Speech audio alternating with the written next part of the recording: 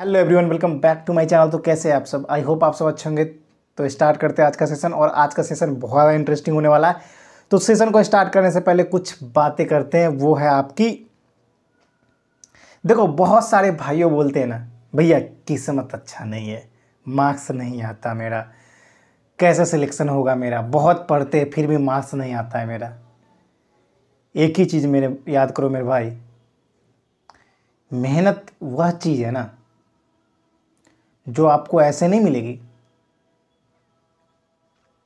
करनी पड़ती है। सोचते हो कि 2 दिन करेंगे मेहनत, 10 दिन करेंगे, 1 महीना करेंगे, सिलेक्शन हो जाएगा। ऐसे नहीं होता सिलेक्शन। और हम सब किस्मत के भरोसे नहीं बैठे हैं।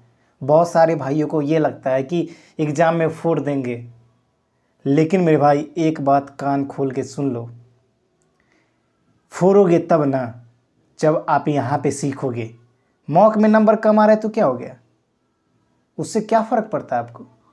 कुछ फ़र्क नहीं पड़ना चाहिए आपको। सबसे इम्पोर्टेंट बात क्या है कि नए नए क्वेश्चन टाइप के सीख रहे हो। और हम तो मेहनत करने वाले बच्चे हैं ना, तो डरे क्यों? आपको विश्वास नहीं होगा, पिछली बार मेरा एक दोस्त था, मैं पहले एसएससी जीडी का फॉर्म नहीं भरता था, लेकिन मेरा वो दोस्त भरता था।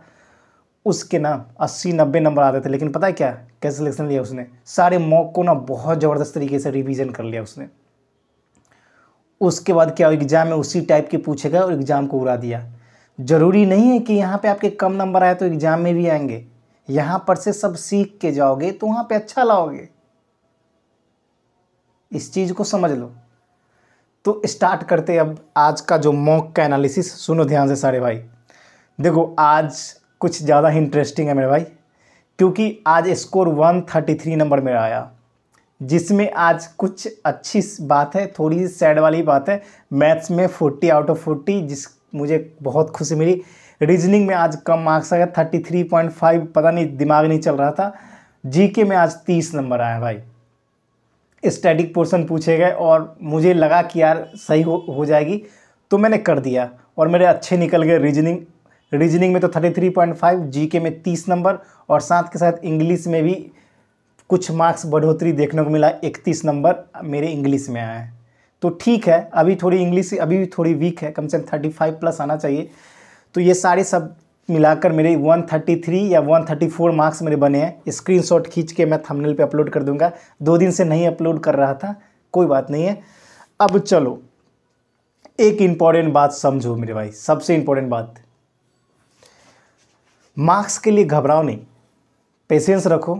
सबसे इम्पोर्टेंट बात है, पेशेंस रखो, ऑटोमेटिक धीरे धीरे मार्क्स बढ़ेंगे। देखो एक चीज़ बताऊँ ना, इतने टाइप वेरिएशन ना आपके एग्जाम में हुए हैं पिछली बार, उतने टाइप वेरिएशन होने का कम चांसेस है। साथ के साथ बहुत सारे एक्सपीरियंस बच्चे भी नहीं बैठेंगे। इतना तो गारंटी करता हूँ ना, यहाँ पर के जो मॉक में अगर आपके 30 प्लस नंबर आ रहे हैं ना, तो एग्ज़ाम में आपके ना 35 प्लस आएंगे। अगर 32-34 नंबर ला रहे हो तो समझो 40 आउट ऑफ 40 भी कर सकते हो, लेकिन कैलकुलेशन थोड़ी अच्छी होनी चाहिए बस। और टेंशन किसी चीज़ की ना लो, डरना नहीं है किसी चीज़ से।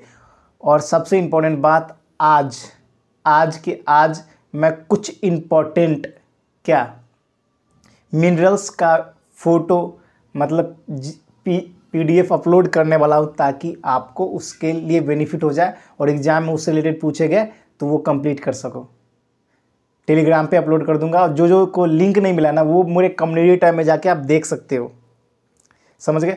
और सबसे अच्छी बात पता है क्या है? ग्रुप में भाई एक पर एक पढ़ने वाले बच्चे हैं। किसी के 120, किसी के 130, किसी के 135, किसी के 140 आ रहे हैं मार्क्स भाई। और सब मेहनत भी कर रहे हैं, और सब कोऑर्डिनेशन वाले हैं सब। आप देख सकते हो, जाके टेलीग्राम पे देखोगे ना, एक दूसरे को क्वेश्चन तक सेंड कर दे कि भाई बता दे ये कैसे सॉल्व होगा। तो यही इसी से तो होता है सिलेक्शन। कोऑर्डिनेशन नहीं है तो फिर सिलेक्शन का चांस ही नहीं है। चांस कब आता है? चांस तब आता है मेरे भाई जब आपके पास कोऑर्डिनेशन की क्षमता हो। और फौज में जा रहे हो, कोई ऐसे छोटी बात नहीं है जो आप कोऑर्डिनेशन ना करो। तो मॉक ऊपर नीचे होता रहेगा, क्वेश्चन सीखने की कोशिश करो। कुछ आपको नहीं आता तो अपने भाई से टेलीग्राम से जुड़ के वहाँ पे फ़ोटो खींच के पूछो कि ये क्वेश्चन कैसे बनेगा, सॉल्व करेंगे। मैं नहीं बताऊँगा तो कोई और बताएगा, लेकिन कोऑर्डिनेशन बहुत इंपॉर्टेंट है। और मॉक के स्कोर आगे पीछे होते रहेंगे, उसके लिए टेंशन ना लो। सबसे इंपॉर्टेंट पता क्या है? डिसिप्लिन, कंसिस्टेंसी और धैर्यता। बहुत चीज़ आपको नहीं आती होगी, हमें भी नहीं आती।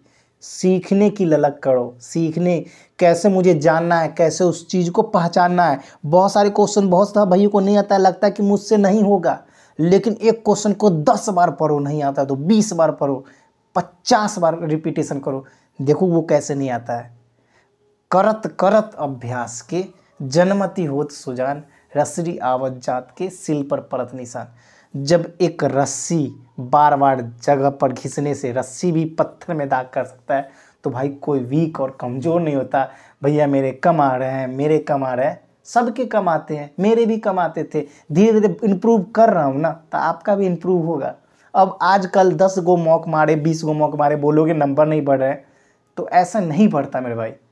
रियलिटी एक चीज़ बोलूँ ना, आप कितना भी पढ़ लो ना, अगर क्वेश्चन की प्रैक्टिस नहीं है ना अच्छे लेवल की, फिर आपके नंबर नहीं बढ़ेंगे।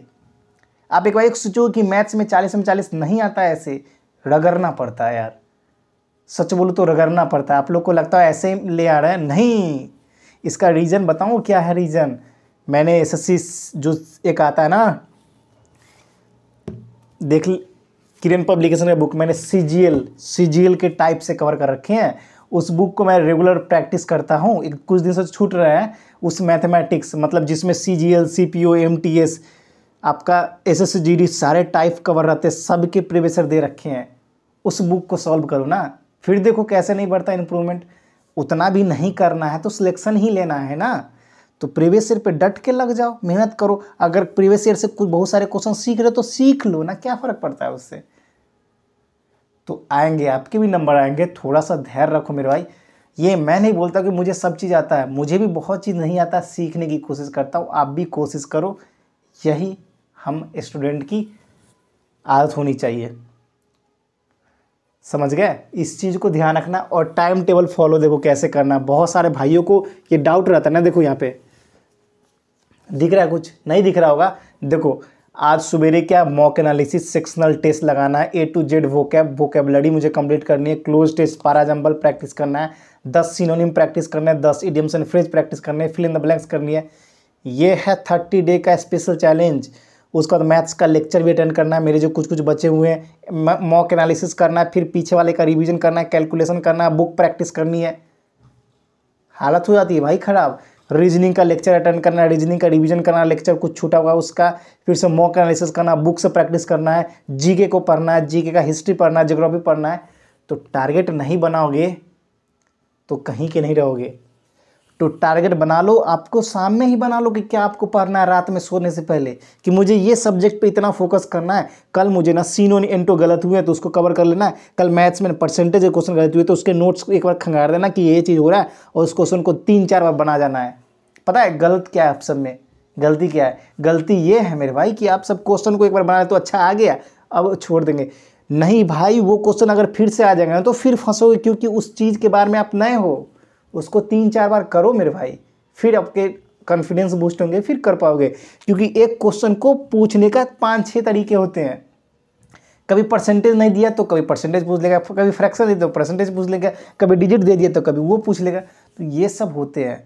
तो आपको हर तरफ से लड़ने की कैपेबिलिटी होनी चाहिए, ये सबसे इम्पोर्टेंट बात है। ये नहीं कि बस कर लिए तो हो गया। बहुत सारे भाइयों को एक चीज़ बताऊँ रियल में, अभी भी बताता हूँ मेरे भाई, अभी भी बहुत सारे भाइयों को बहुत सारा डाउट है, बहुत सारे क्वेश्चनों में डाउट है, लेकिन वो करते क्या, उसको याद कर लेते हैं। तो ऐसे भूल जाओ मेरे भाई, सिलेक्शन का भूल जाओ आप सब। मार्क्स आना जाना बहुत बड़ी बात नहीं है, सीखना जो है वो सबसे बड़ी बात है। तो सीखने की कोशिश होनी चाहिए। आप सबको लगता है ना रीजनिंग आसान है यार, रीजनिंग में क्यों नहीं 40 में 40 हमेशा कर लेते हो, क्यों नहीं करते हो? कुछ ना कुछ गड़बड़ होती है ना। तो प्रैक्टिस मांगती है हर एक चीज़। सीरीज कभी स्पेशल अलग सीरीज आ गया तो आपसे नहीं बनेंगे।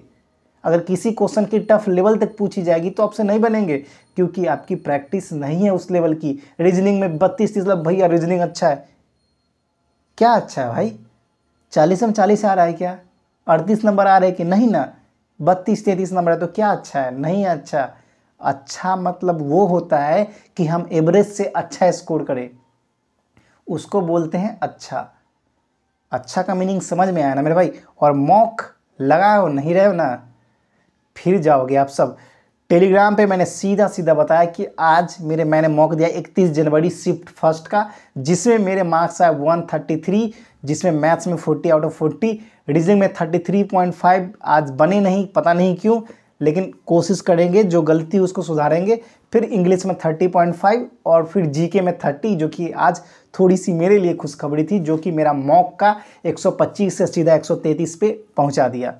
हर दिन देख रहे हो मॉक में स्कोर इंक्रीज हो रहा है, घट नहीं रहा है। 1-2 नंबर कभी घट जाए बात अलग है, लेकिन मैंने 125 से ऊपर हमेशा ला रहा हूँ कि नहीं आपके सामने। तो आपका भी आएगा, थोड़ा सा सब्र रख लो और प्रैक्टिस ज़्यादा करो, आएगा मेरे भाई, गारंटी लेता हूँ मैं। एग्ज़ाम से पहले सारे मॉक को ख़त्म कर देना, PYQ का जितने 72-73 शिफ्ट है, रिवीजन मल्टीपल टाइम करना, भले उसके बाद नए क्वेश्चन प्रैक्टिस मत करना, उसी को 10 बार रिवीजन कर जाना। जिस क्वेश्चन को नहीं आता उसको खूब रिवीजन कर देना। देखना एग्ज़ाम में अगर स्कोर बूस्ट नहीं हो ना, फिर आके चैनल पे बोलना मेरे भाई। तो फिर मिलेंगे नेक्स्ट वीडियो में। और सभी भाई इतना ही समझ लो, ये जो वर्दी है ना, ये किसी दर्जी की दुकान पे नहीं मिलती, कमाना पड़ता है। तो कमाना मेरे भाई, चलो मिलके मेहनत करते, करना, लगातार मॉक टेस्ट लगाना। और जो भाई नए जुड़े हो ना, सब्सक्राइब भी तो कर देना और शेयर भी कर देना, लाइक भी कर देना। ये भाई के नाते बोल रहा हूँ, समझ गए। तो फिलहाल इतना ही। जय हिंद, जय भारत, वंदे मातरम। जिद है लेने का, वो हम लेकर रहेंगे। जय हिंद।